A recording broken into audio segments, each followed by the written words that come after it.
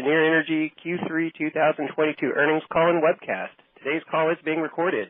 At this time, I'd like to turn the conference over to Randy Bhatia, Vice President of Investor Relations. Please go ahead. Thanks, operator, and good morning, everyone. Welcome to Cheniere's third quarter 2022 earnings conference call. The slide presentation and access to the webcast for today's call are available at cheniere.com. Joining me this morning are Jack Fusco, Cheniere's President and CEO, Anatol Feygin, Executive Vice President and Chief Commercial Officer, and Zach Davis, Executive Vice President and CFO. Before we begin, I'd like to remind all listeners that our remarks, including answers to your questions, may contain forward-looking statements, and actual results could differ materially from what is described in these statements. Slide 2 of our presentation contains a discussion of those forward-looking statements and associated risks. In addition, we may include references to certain non-GAAP financial measures, such as consolidated adjusted EBITDA and distributable cash flow. A reconciliation of these measures to the most comparable GAAP measure can be found in the appendix to the slide presentation.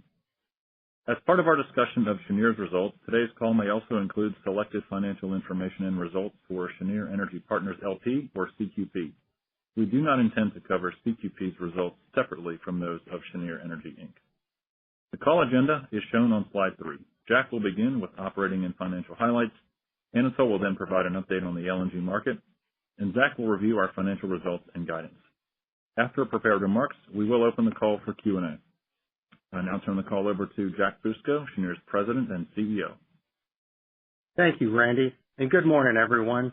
Thanks for joining us today, and thank you all for your continued support of Cheniere. I'm pleased to be here this morning to highlight our third quarter 2022 results and achievements and discuss our positive outlook for the remainder of this year and into next, all of which continues to demonstrate Cheniere's market leadership and excellence throughout our business. Since our capital allocation update in September, we have remained laser focused on our operations, ensuring reliable LNG production and supply for our customers amidst global energy shortages and challenges. In fact, just last week, we had a daily production record for the company, producing well north of 7 TBtu of LNG and also a daily record at Sabine Pass of approximately 5 TBtu of LNG. My congratulations to the Cheniere professionals for a job well done. Additionally, in conjunction with Bechtel's engineering and construction, we are off to a great start at Corpus Stage 3. We have rolled up our sleeves, hit the ground running, and have already seen some early signs of potential acceleration on that project. Across the LNG market, volatility continues to dominate, driven by short-term supply-demand pressures. Recently, from record-breaking warmer weather, near-term prices have retreated from the highs we saw barely 2 months ago. Nevertheless, we are largely insulated from these price swings, given the highly contracted nature of our business, and we remain focused on long-term value creation as our priority, with short-term market dislocations only serving to accelerate our long-term plans, as you heard from me and Zach in September. Now, please turn to slide 5, where I will review some key operational, financial, and strategic highlights for what was yet another very successful quarter. For the third quarter, we generated consolidated adjusted EBITDA of approximately $2.8 billion and distributable cash flow of approximately $2.0 billion, as margins in the LNG market remained significantly above historical norms, and our focus on execution and our operational excellence program continued to be rewarded. Today, we are reconfirming our full year 2022 EBITDA and cash flow guidance, both of which were recently increased by over $1 billion when we announced our capital allocation plan in September. In-transit LNG shipments and commodity price volatility increased the degree of difficulty in pinpointing the forecast, but we are tracking to the upper half of the EBITDA and DCF ranges currently. Later on this call, Zach will provide you with a few early data points on how 2023 is shaping up ahead of providing full year guidance on our February call. As we've discussed, the reliability of our LNG operations is more critical than ever, given the volatility present in today's market. During the third quarter, we produced and exported 156 cargoes of LNG from our facilities. Of that, approximately 70% of that volume landed in Europe. By comparison, during the third quarter of last year, less than 30% of the volume produced by Cheniere landed in Europe.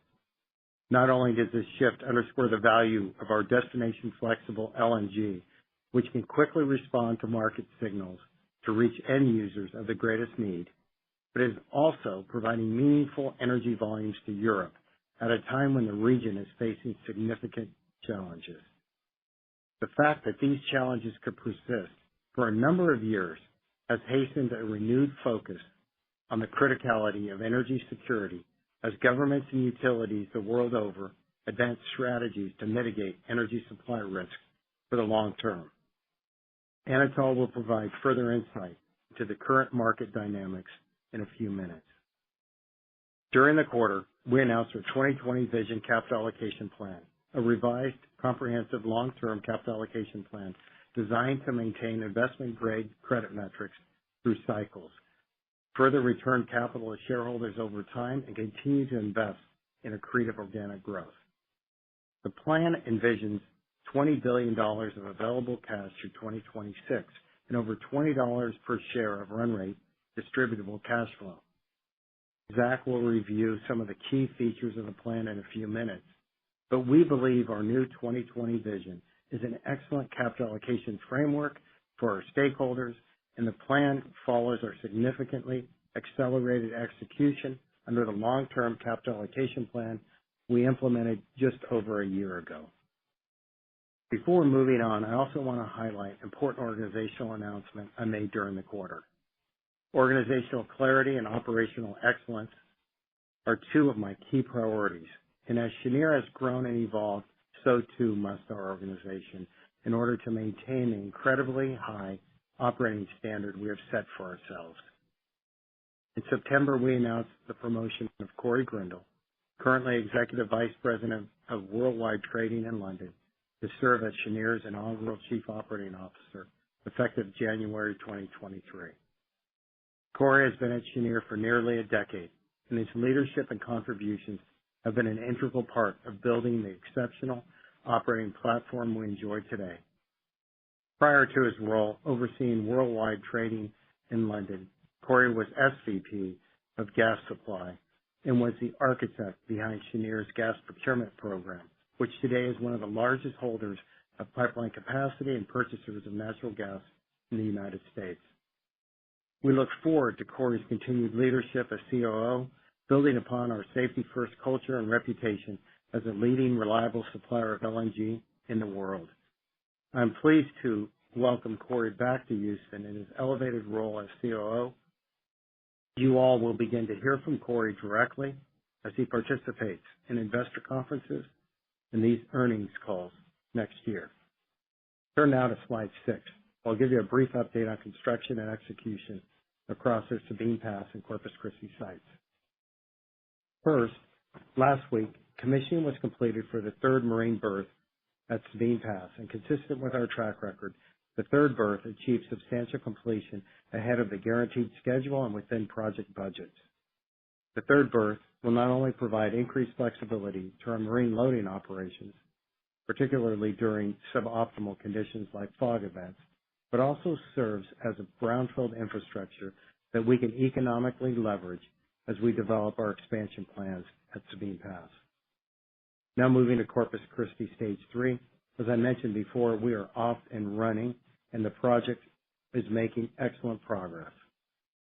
Inclusive of the early limited notice to proceed we utilized at the start of the year, we've invested approximately $1 billion to date on Stage 3. The LNTP not only provided cost benefits, enabling us to lock in prices early, but also provided some significant construction schedule advantages with early site work, such as accelerating placement of piles in soil stabilization.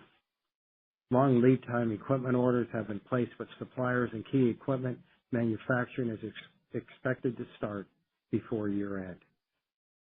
We recently held a groundbreaking ceremony at the Stage 3 site, and it was exciting to see such overwhelming support for the project across a broad spectrum of stakeholders who help make the project possible, from regulators, government officials, to our long-term customers, EPC and equipment providers, banks, and of course, our employees.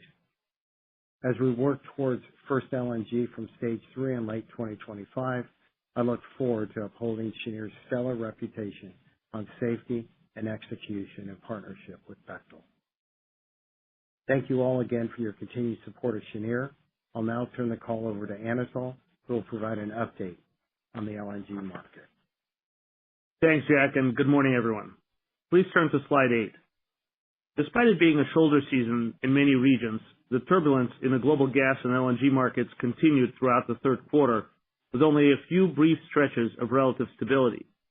While geopolitical conflict and the related curtailment of Russian gas flows are largely responsible for the supply shock in Europe this year, we believe that some cyclical dynamics also played a role in laying the groundwork for today's market conditions of elevated prices and volatility. In fact, we've signaled for some time that the rate of new liquefaction capacity coming online would decelerate significantly during the 2020 through 2024 period, given the lack of FIDs taken in the years prior. As you can see in the chart to the left, we estimate current capacity growth rates to be near 2%, a level not seen since 2012, when the market was also out of balance and prices clearly signaled the need for new LNG capacity.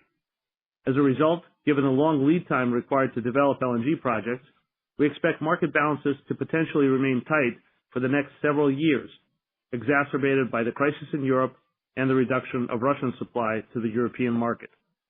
As shown in the middle chart, LNG imports from the U.S. have been the primary resource to offset the removal of over 50 BCM of Russian gas imports from the European market this year, further reinforcing Jack's earlier point on the ability of U.S. LNG to respond quickly to market signals. As the primary source of global LNG supply growth for the past 4 years, the U.S. has surpassed Australia and Qatar to become the world's largest supplier measured by installed capacity this year, and this growth could not have come at a more critical time for Europe, given that inherent destination flexibility. The U.S. has become Europe's top LNG supplier, and Cheniere's facilities at Sabine Pass and Corpus Christi have been significant contributors to this growth, helping provide secure and reliable natural gas supply to the European market, which I will detail further in a minute. Despite the steady increase in LNG flows to Europe, TTF continued to rally in the third quarter, hitting an all-time high of about $99 per MMBTU in late August, as concerns surrounding adequacy of supply reached new levels. Since then, TTF prices have come off considerably, settling October at about $54 an MMBTU, despite no sign of Nord Stream flows resuming. JKM futures have traded at a discount to TTF for much of this year, as European buyers have kept netbacks higher into the region compared to Asia in order to fill storage ahead of winter heating demand. In the U.S., Henry Hub prices have generally dropped since late August, settling October at $6.87 an MMBTU, as temperatures and forecasts moderated and gas production continued to rise. Let's now turn to page 9 to address regional dynamics in more detail. As I just mentioned, Europe has been utilizing LNG to try to offset as much of its gas supply deficit related to the Russian gas cuts by increasing its LNG imports by 65% this year, with approximately 87 million tons imported through the third quarter, making 2022 an all-time high year for LNG imports into Europe. Imports from the U.S. represented 44% of that total. In fact, Cheniere alone was responsible for approximately a quarter of Europe's LNG imports this year. As the top middle chart illustrates, U.S. LNG volumes surged over 200% year-on-year in the third quarter as Nord Stream flows came to a halt by the end of the quarter. Nevertheless, the European market appears well prepared for winter, as shown, with storage levels exceeding their 5-year average, on the back of milder weather, some level of industrial demand management, and aggressive buying by European utilities. As such, we've recently seen prices moderate as the market waits for winter demand to kick in. We've also seen the congestion at certain European regas terminals continue to grow, once again evidencing the need for development of additional import capacity and related infrastructure in order to provide relief and allow greater volumes of LNG to access the market, particularly in Northwest Europe. Fortunately, the new Eemshaven import terminal in the Netherlands recently began operations. The terminal, one of the few FSRUs expected to start in Europe in the coming months, received its first cargo in September, which was produced and delivered from our facility at Sabine Pass. In Asia, LNG imports declined by 14.5 million tons year to date, with nearly 5 million tons of the decline realized in the third quarter. 90% of this decline is attributable to China as a result of reduced industrial sector demand and weak gas burn, which could remain a trend throughout this winter. In China, industrial gas demand decreased by 3 BCM in the third quarter, representing an 8.7% drop year on year. And low hydro levels supported thermal use in power generation, with coal generation increasing by 11% year on year in the third quarter, while gas grew only 4%. However, overall gas-fired power generation dropped 8% year on year from January through September, as high spot LNG prices and robust renewables generation in the first half of the year disincentivized domestic use and actually encouraged cargoes to be redirected to Europe. Much of the demand growth in Asia in the third quarter occurred in Thailand, Japan, and Taiwan as a result of inelastic consumption needs. As we mentioned in previous calls, Thailand continues to call on LNG to supplement dwindling domestic gas production. Japan plugged a 2.7 gigawatt deficit in nuclear availability in the third quarter, and Taiwan continues to offset the decline in coal generation. Let's move to slide 10. Last quarter, we discussed LNG contracting trends and the growing commercial success that U.S. projects were garnering. That contracting momentum continued in the third quarter, reaching a total of 40 million tons per annum of long-term transactions signed with U.S. projects year to date, that's through mid-October, highlighted by our long-term deals with PetroChina and PTT. As you can see on the left chart, the aggregate volume is approximately 80% higher than what was signed in all of 2021 and represents more than 75% of global contracts signed year to date. In fact, the first 9 months of 2022 alone make 22 a record year for U.S. LNG contracts signed. This commercial success is owed largely to several key advantages of U.S. LNG: destination flexibility, competitive and stable pricing, a mature upstream and midstream footprint, and time to market. These advantages, coupled with elevated market prices, have provided tailwinds for the development of additional LNG capacity in the U.S. However, most of those U.S. projects still have yet to make FID, given the rigorous commercial, financial, regulatory, and technical hurdles projects are required to overcome in order to raise financing and move forward with construction. And those hurdles are only getting higher given volatility, inflation, and rising interest rates. For our part, as we discussed last month, we plan to continue to pursue growth of our 55 million ton platform, starting with our near-term plans to add approximately 5 million tons per annum via the CCL Trains 8 and 9 mid-scale project and some debottlenecking at Stage 3, along with the long-term potential to add an incremental 30 million tons per annum of volume across our two sites, volume that will continue to ensure security of supply and sustainable economic growth for our long-term customers and end-use communities. We're hard at work on these opportunities, and we'll keep you informed on them as they achieve project development milestones. And now I'll turn the call over to Zach to review our financial results and guidance. Thanks, Anatol, and good morning, everyone. I'm pleased to be here today to review our third quarter 2022 financial results and key financial accomplishments, all of which continue to reflect our team's tireless efforts to ensure safe and reliable operations and seamless execution throughout this period of prolonged volatility in the global energy markets. Turning to slide 12.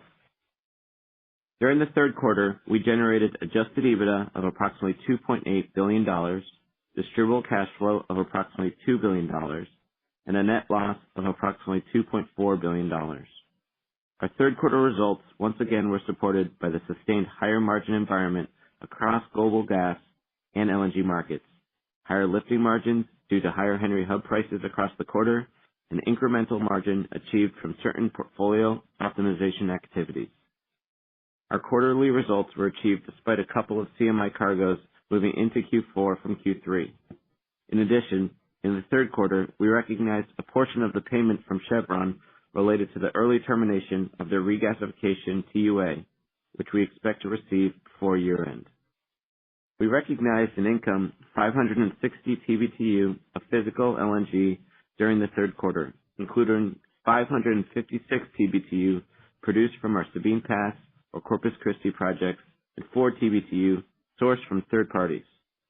Approximately 82% of these LNG volumes recognized in income were sold under long-term SPA or IPM agreements with terms greater than 10 years. Once again, the net income line continues to be impacted by the unrealized non-cash derivative impact related to our long-term IPM agreements, as we have discussed on prior earnings calls. In the third quarter, we recognized $4.9 billion of these unrealized non-cash derivative losses attributable to the continued growth of LNG margins and commodity price volatility. As a reminder, because GAAP requires mark-to-market accounting of these long-term gas supply agreements, but does not permit the mark-to-market of the associated and offsetting sale of LNG, it results in a mismatch of accounting methodology for the purchase of natural gas and the corresponding sale of LNG, which drives this quarterly variability in net income from period to period. That is why we would expect, as margins stabilize and price volatility subsides over time, that these unrealized non-cash derivative moves will become much less pronounced in our quarterly results. Thanks in large part to the significantly accelerated progress on our capital allocation plan announced in September of 2021, during the quarter we rolled out a revised long-term capital allocation plan, our 2020 vision of over $20 billion of available cash through 2026, as well as over $20 per share of run rate distributable cash flow. Built upon the foundation of our previous plan, this plan is designed to achieve and maintain investment-grade metrics through cycles, further return capital to shareholders over time, and continue to invest in accretive growth beyond Corpus Christi Stage 3. As part of the revised plan, we increased our share repurchase authorization by $4 billion for an additional 3 years, beginning October 1st, 2022, lowered our consolidated long-term leverage target to approximately 4 times, and increased the dividend by 20% beginning in the third quarter of 2022, targeting a 10% annual dividend growth rate through the construction of Stage 3 into the mid-2020s. Our accelerated progress in terms of capital allocation, coupled with our revised plan, demonstrates the power of the Cheniere platform through market cycles and solidifies Cheniere's position as a leading global LNG operator and a preeminent North American infrastructure company. During the quarter, we repaid over $1.3 billion of consolidated long-term indebtedness, bringing our total debt paydown to over $4.4 billion through the third quarter since launching our capital allocation plan last year. And in the first 9 months of this year, we have repaid over $3.2 billion of debt. Just in the third quarter alone, we prepaid nearly $800 million of outstanding borrowings on the CCH term loan facility, and notably, we repurchased over $530 million in principal of senior notes at both CEI and CCH at price levels under par, under an open market repurchase program that was initiated during the quarter. This past month, we have also redeemed $300 million of the 2023 senior secured notes at SPL, pursuant to an early redemption notice issued in September. We are clearly demonstrating our commitment to our balance sheet by utilizing multiple avenues to efficiently reach those target leverage metrics, and we will continue to be opportunistic as we optimize the debt across the Cheniere complex to achieve resilient and sustainable investment-grade credit metrics. Our accelerated deleveraging efforts towards an investment-grade consolidated balance sheet have been reflected in ratings upgrades by multiple agencies recently. In September, Moody's upgraded CEI 2 notches to Ba1 and CQP and SPL 1 notch to Ba1 and Baa2, bringing all S&P and Moody's ratings in sync across the Cheniere complex. Also in September, Fitch upgraded CQP to BBB- and SPL to BBB flat. Fitch's upgrade of CQP to BBB- is significant as it marks the first ever unsecured investment-grade rating at one of our corporate parent entities and is an important milestone in Cheniere's continued evolution. We will continue to execute on our 2020 vision plan and expect further positive ratings momentum and migration to investment grade over time. In terms of shareholder returns, during the third quarter, we repurchased over 500,000 shares for approximately $75 million, bringing our total shares repurchased to approximately 5 million shares for a little over $600 million. The upsized share repurchase authorization we announced as part of our new capital allocation plan didn't commence until the fourth quarter, and I can tell you we are off and running under the new authorization, having already repurchased over 1 million shares just in October, as we have now recalibrated our debt paydown to share repurchase ratio through 2026 on a long-term cumulative basis from 4-to-1 to 1-to-1 to further enhance shareholder returns while further solidifying our long-term investment-grade credit metrics. During the third quarter, we also declared and paid our fourth quarterly dividend of 33 cents per common share, bringing our total dividends paid to $1.32 per common share. Under our new capital allocation plan, we increased the dividend by 20% for the dividend related to the third quarter to 39.5 cents per common share and maintain our commitment to increasing the dividend by approximately 10% per year through Stage 3 construction, which will grow us into around a 20% payout ratio over time.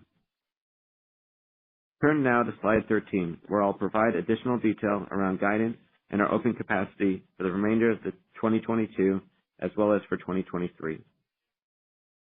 We are reconfirming our full year 2022 guidance ranges of $11 to $11.5 billion in consolidated adjusted EBITDA and $8.1 to $8.6 billion in distributable cash flow. These ranges were each already increased by approximately $1.2 billion since our last earnings call in September, and we can now highlight that we are currently tracking into the upper half of both ranges, as well as to the high end of our CQP distribution guidance of $4 to $4.25 per unit. Our guidance ranges illustrate what an incredible year 2022 has been for Cheniere. Since our initial guidance ranges for 2022 were provided 12 months ago, we have increased the midpoint of our EBITDA range by approximately 85%, DCF by approximately 150%, and CQP distribution by approximately a third.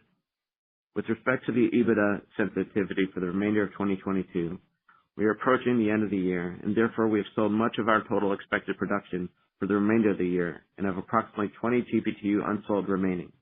We currently forecast that a $1 change in market margin would impact EBITDA by approximately $20 million for the balance of 2022, as we have released the remaining volume that had been reserved for long-term origination back to CMI. Our results could also be impacted by those year-end cargoes we mentioned back on our call in September. With the volatility and evolving market dynamics, these cargoes could be drawn to Asia, which would push the timing of recognition of some of these cargoes into 2023. With that being said, as we look to 2023 and our sensitivity to market margin, currently we forecast approximately 150 TBtu of open volumes in 2023, and we expect a $1 change in market margin to impact 2023 EBITDA by approximately $130 million, as a portion of our forecasted unsold volume for next year is being reserved for potential long-term origination negotiations. We do have some term contracts commencing over the course of the year. There is likely a slight weighting of that open volume to the first half of the year. In terms of major capital expenditures, I would mainly highlight we forecast spending approximately $1.5 billion in CapEx related to Corpus Christi Stage 3 in 2023, which is a similar amount to what we expect to have funded this year, including our LNTP payments since the start of 2022. As we mentioned in September, we will provide our full-year EBITDA, DCF, and CQP distribution guidance ranges for 2023 on the fourth quarter call in February. Our unsold position in 2023 is expected to be lower than 2022, as 2022 benefited from the early completion and ramp-up of Train 6 and the maintenance optimization we disclosed in May. Certain long-term contracts are scheduled to commence over the course of 2023, and we have higher planned maintenance scheduled for the next year at Sabine. Without a new train coming into service next year, we wouldn't expect a material change to the production forecast from here. The current state of global gas markets, which have featured elevated market margins for nearly a year now, underscore the global call for meaningful investment in natural gas infrastructure, which Cheniere is leading with our recent sanctioning of Corpus Christi Stage 3. During this prolonged period of heightened volatility, we've been deliberate and prudent stewards of capital, accelerating progress in our capital allocation objectives and positioning Cheniere for resilient success in the decades to come. And we expect to lead with a sustainable investment-grade balance sheet, accretive growth projects, and meaningful and growing shareholder returns. That concludes our prepared remarks.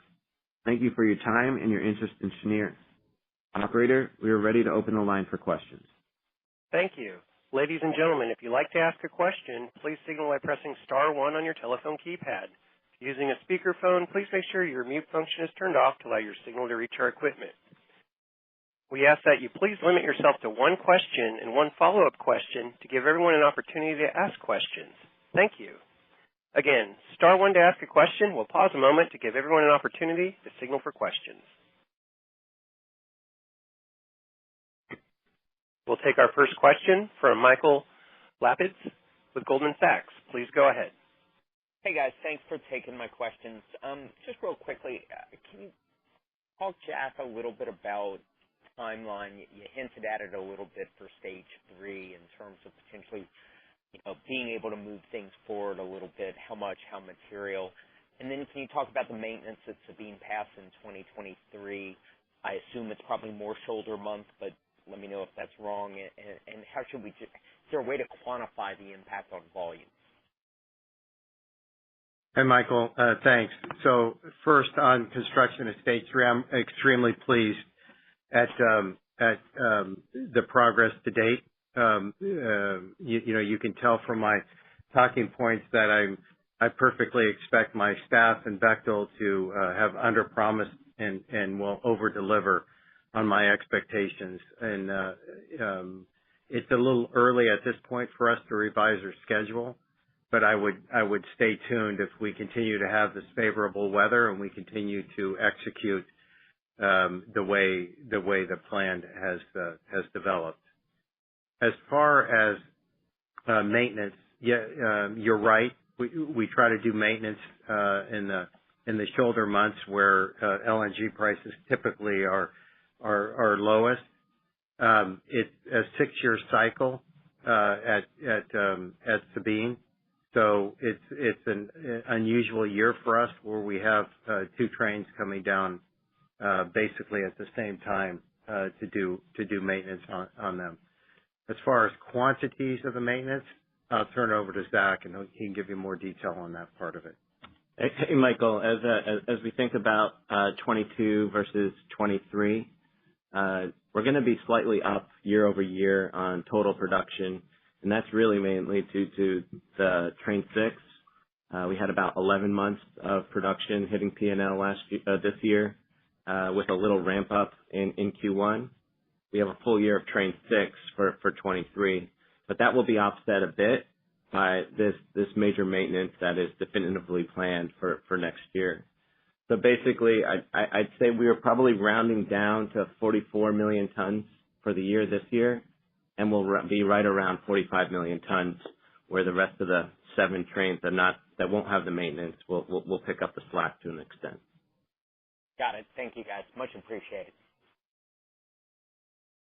We'll take our next question from Michael Blum with Wells Fargo. Please go ahead. Thanks. Good morning, everyone.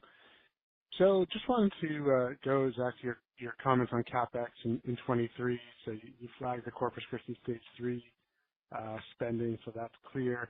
Anything else you'd flag major? I know you had talked in the past about prep work on mid-scale 8 and 9, so just wanted to see if there are any other major items.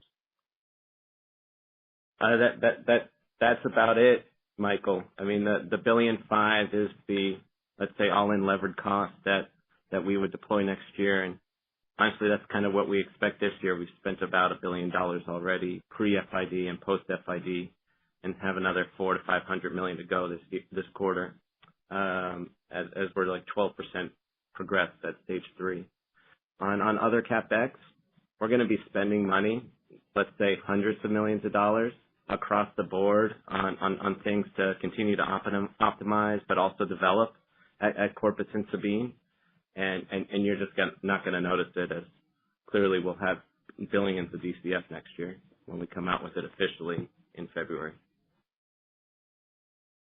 Okay, got it. That makes sense. And then just wanted to ask, kind of between your debt and equity allocation decisions quarter by quarter, third quarter buybacks are a little bit lower, debt purchase was higher. Clearly, buybacks are picked up in Q4. Just trying to see if there's any patterns we should be aware of or what's behind the decision process there. Thank you. Sure. So clearly you could see in Q2 we bought back over $500 million of stock, and during that June period specifically, the stock had a little pressure on it, and we were opportunistic. And then if you just look at Q3 from 6:30 to 9:30, the stock went up like $35. So you can imagine as the stock is going up, we're obviously being less opportunistic. But when things are a little bit more stagnant, or obviously there's pressure on the stock, we're hitting it harder. And then the other thing I'd add is we clearly had to wait till the announcement on capital allocation in mid-September, just with all the MNPI that came with that, to officially set up the 10b5-1 for Q4.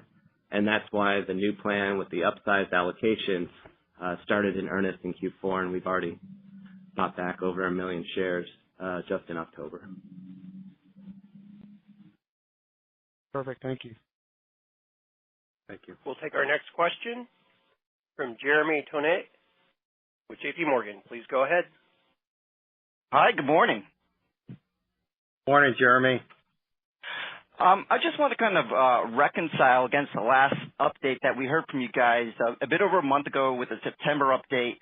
You gave guidance, lifted guidance, and since then, spreads came in and Europe faced logistical issues, yet you now point to the high end of the EBITDA guide.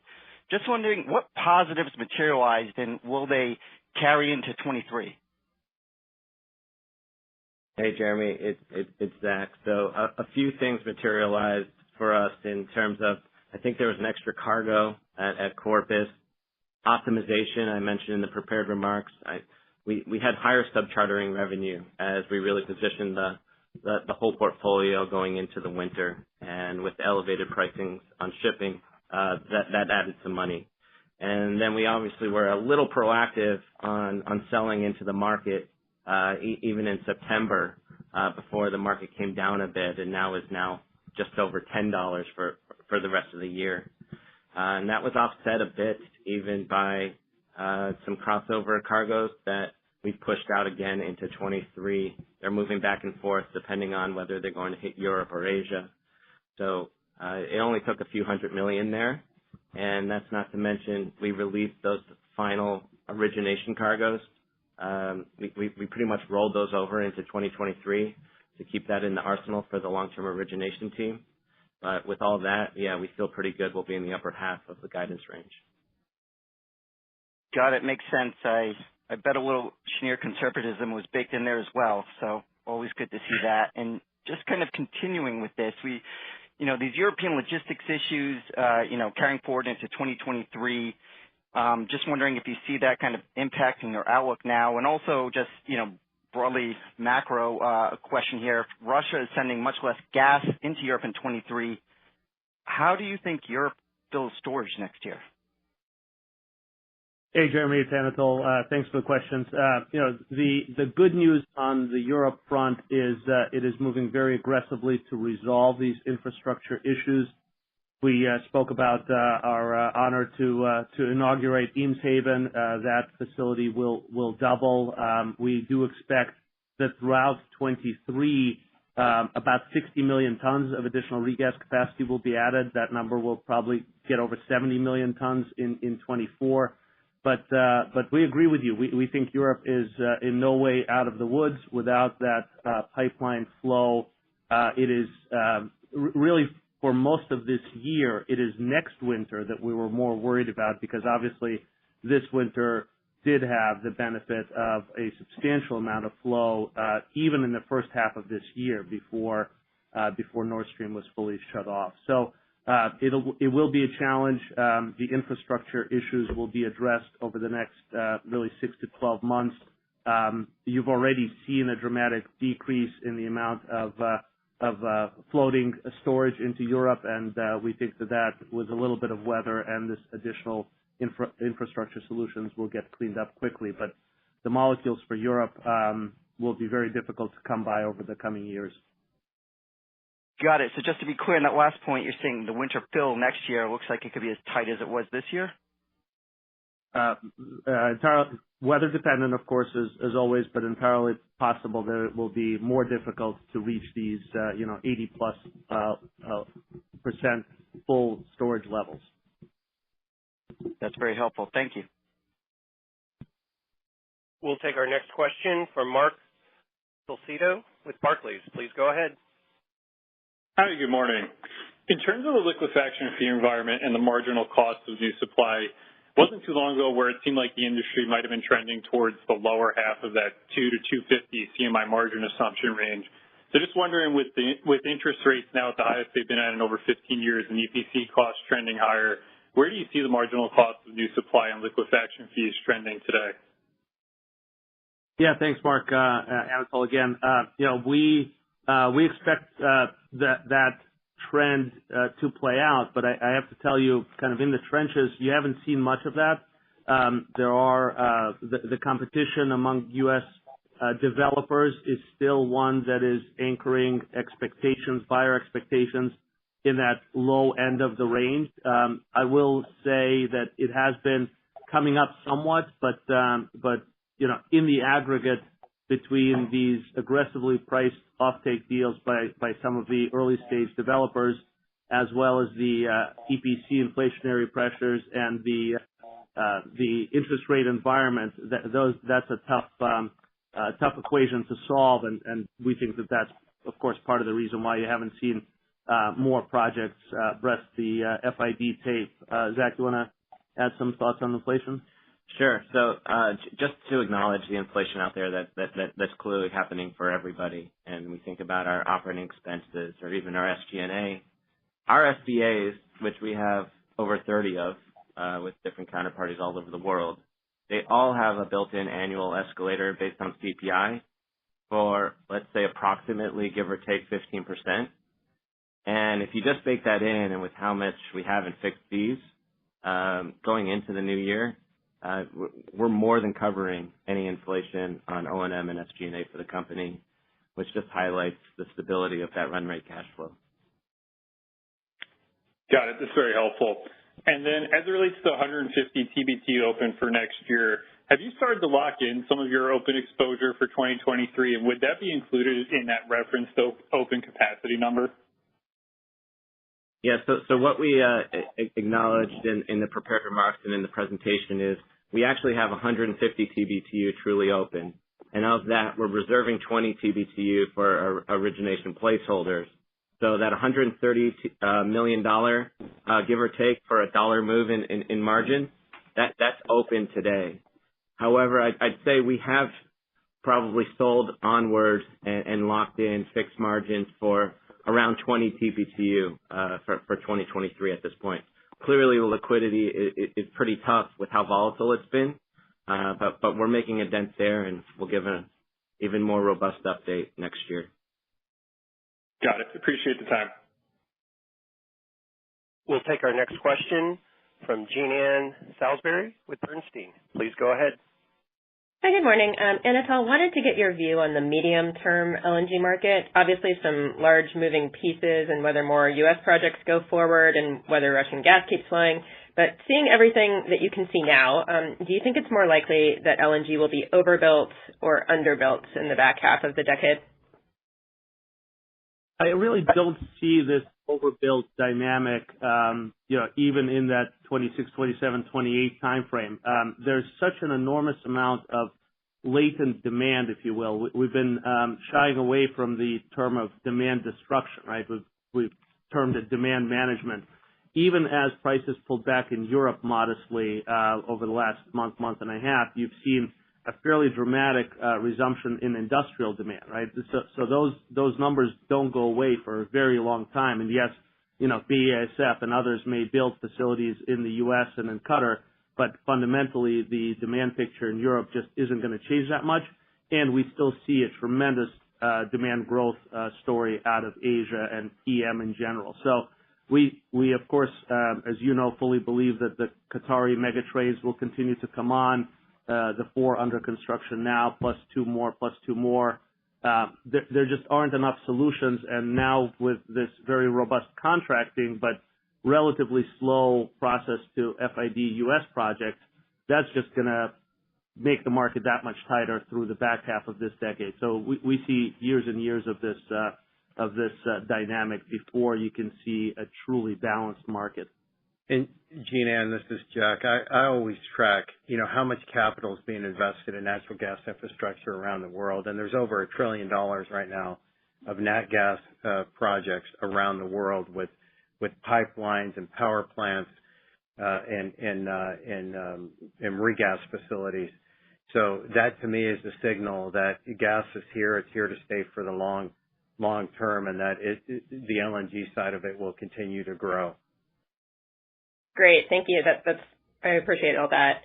As a follow-up, I'm just wondering what the waiting time for a new LNG FERC filing is these days. I think earlier this year you kind of estimated 2 years, but said maybe if the U.S. focused on it, it could be a lot faster than that. So I'm wondering if 2 years is still a good number, or faster than that, or possibly slower than that.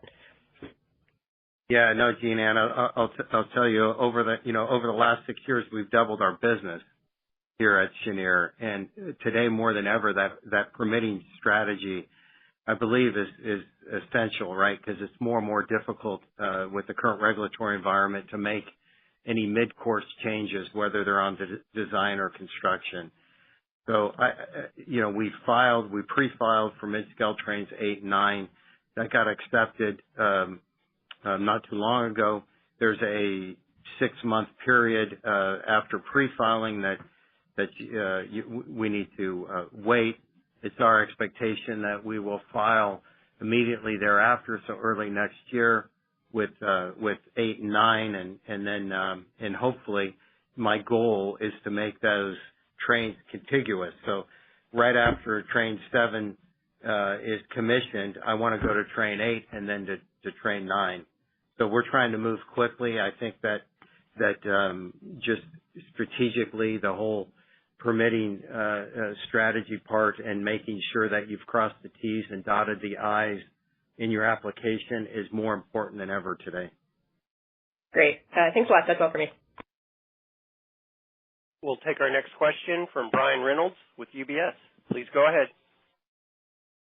Hi, good morning, everyone. Maybe just to follow up to Jean Ann's question on the FERC permitting process. Any insights onto whether we could see further growth, at Corpus or Sabine? Are there any signposts that we should be looking for in terms of preference? And, when should we expect maybe a pre-FERC filing process to begin there? Thanks. No, look, from our talking points and Anatol's talking points that we're looking at 30 plus MTPA of growth across the portfolio.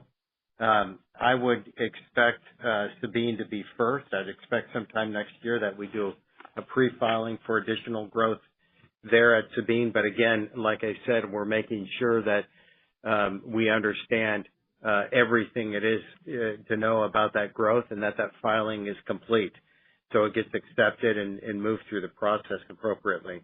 And then right after that, hopefully trains 8 and 9 will be done at Corpus, and we can focus on whatever additional expansion plans we have there.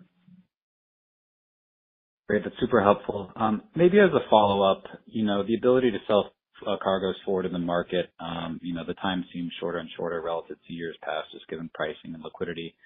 Could you just talk about, how that market is now? Is it improving in terms of being able to sell those cargoes forward? And, could you be in a situation, middle of next year going into, the tight winter that was alluded to earlier, to where, you'll be selling those cargoes basically at, spot prices at that time? Thanks. Sure. So this is Zach, and I've mentioned this previously on calls, but it's just a totally different world than it was, let's say, 18 to 24 months ago, where you could lock in a cargo and maybe tie up capital for, I don't know, $10, $15, $20 million. We're tying up cargoes now into the end of the year, and that potentially requires us to reserve capital of almost $200 million. And we start talking about tying up cargoes financially into next year or a quarter plus away. That's over $500 million still. So the volatility is just so elevated, and even with I guess a drop in LNG prices to an extent, even though we're still talking about $10+ this year, $20+ next year and onward. It it just doesn't make it too tenable to handle 130 TBTU that are open for us. So what the CMI team has done tremendously well this year and is already doing as we speak is selling physical cargoes on a fixed price basis or even on a Henry Hub Plus basis. And that's how we've been able to give you these guidance updates with confidence, even though there's been just so much volatility. So for the time being, yeah, we don't see financially hedging as a large tool for the company, but it will be a tool. I mean, you see there's still margin deposits on the balance sheet of over $200 million for the quarter. So we're using it, but we're being quite selective. All right, that's super helpful. Enjoy the rest of your morning, everyone, and thanks for the time. Thank you. We'll take our next question from Julian Dumoulin-Smith with Bank of America. Please go ahead. Hey, good morning, Jack and team. Thanks for the time. Just to come back to try to quantify some of this, in terms of improving returns, just if only simply because of the higher rate environment, can you try to speak to that a little bit more in terms of what you're prospectively seeing in your counterparty conversations? Again, I know that, Anatol, you tried to provide some context in terms of the offtake prices themselves, but maybe reframe that in terms of returns, if you can elaborate on that initially, and maybe speak a little bit to the pace of contracting. Obviously, you've retained a certain portion in 23, but what are you seeing in terms of your own commitment pace next year as well? All right, this is Zach. I'm going to try to answer some of that, and I'll hand it off to Anatol. But basically, what a lot of these folks are experiencing as they try to FID really don't pertain to us today. I mean, we started locking in our costs earlier this year, and then we have a lump sum turnkey contract where I can still say to you that we're building stage 3 at 6 times CapEx to EBITDA, and it's under a lump sum turnkey contract with Bechtel, and we have hundreds of millions of dollars of contingency that were baked into that cost that we haven't touched. So we feel very good that we were able to be competitive in our 2 to 250 range for long-term contracts, and we're going to make double-digit unlevered returns on stage 3.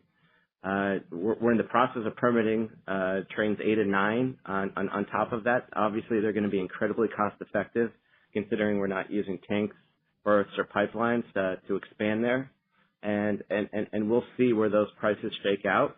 But we think it's going to be extremely competitive, and we'll be able to offer a really competitive price out there without elevating prices all that much, if at all.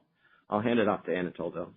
Yeah, Julian. So, we've felt comfortable with this 2 to 250 range. As you heard some of the previous Q&A, I mean, the market overall for U.S. projects has firmed up a bit, but it is still very much anchored in those early stage developer proposals. We've always felt like we extract a premium for the operational excellence and the performance that we now have a track record of. We don't participate in the race to the bottom, and we have a lot of components to our contractual agreements, like the inflation mechanism that Zach spoke to earlier, that are heavily negotiated, and we think will stand the test of time much better than most of the other proposals that are in the market. So we're still very comfortable with the returns, responsible for the top line of that Zach equation. I think we can continue to deliver those types of economics.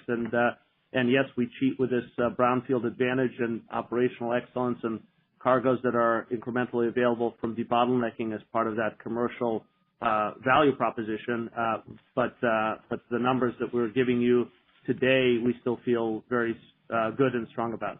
And it's nice to add that we're not really issuing debt all that much these days. We're just paying down billions of dollars of debt. So we're just in a different world than we would have been 10 years ago in a rising rate environment. Totally. Understood, right? It sounds like return disclosures that you guys are writing are largely unchanged, albeit elevated nonetheless.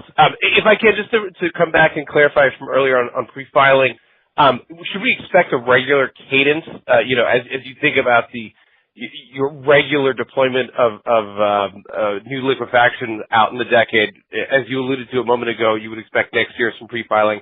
Should we expect them to sort of overlap in a similar and regular cadence way, or do you think that because you say you need to dot your I's and T's here, that you can't have as much of an overlap? I know that was a little bit of a thought earlier, but just coming back to clarify that.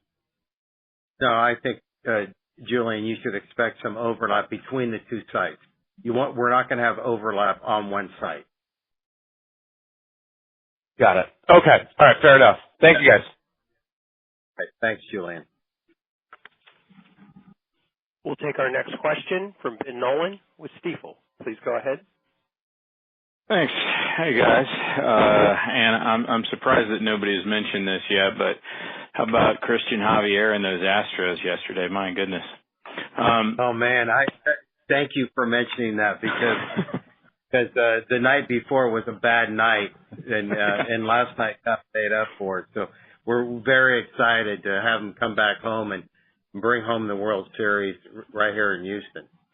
Absolutely. I'm with you. So my two quick questions here is, first of all, I'm curious where you stand as it relates to LNG shipping. Obviously, we've seen these shipping rates just explode here recently, and I know a lot of what you do is fully contracted, but maybe just any update on sort of how you're positioned in that respect. Yeah, thanks, Ben. We operate a long-term business that has long-term commitments and lots of flexibility within that. We learned our lessons really before we started in the market and are not in a position to risk being short shipping. So we're well protected. Our delivered contracts and our producer contracts have a lot of optionality embedded in them that are paid for by our customers, and we take advantage of that, as Zach mentioned earlier, in some of the optimization opportunities we've experienced over this year. So we're in good shape, and the market give us on that side at the moment. Yeah, I'll just add. I mean, at this point, we're basically the second largest charter of ships in the world, and we've been proactive on this as we sign up these DES deals or IPM deals. We're typically almost simultaneously locking in long-term charters. So going into this winter, even going into this year, we've had a large portfolio that's well under 100,000 a day when prices have been doubled, tripled, sometimes quadrupled or more.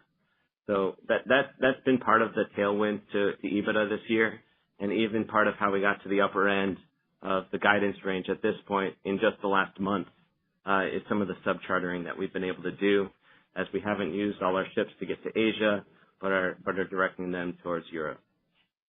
That's great color. I appreciate that, Zach. And then as my follow-up, it's interesting to hear you guys talk about sort of beyond the next phase of Corpus Christi and looking to potentially do something at Sabine Pass. I'm curious how you're thinking about the way that's done. Obviously, here lately you're doing the mid-scale versions. Is that just because they happen to be a good fit for where what you're trying to do is stage 3, or are you thinking that whatever the mid-scale model is probably the way that you're going to be moving forward with all your incremental development going forward? No, we're looking at all the technologies. So we're looking at gas compression. We're looking at large electric compression. We're looking at mid-scale electric compression. So we're doing a complete evaluation. I like the mid-scale solution for stage 3. It helped control the inflationary pressures that we see on the large trains with a lot of 9 nickel and precious metals. But it doesn't mean that's where we're going to stay for the rest of the portfolio. So we'll develop a solution that is appropriate for the site. Okay. I appreciate it. Thank you. We'll take our next question from Alex Kania with Wolfe Research. Please go ahead.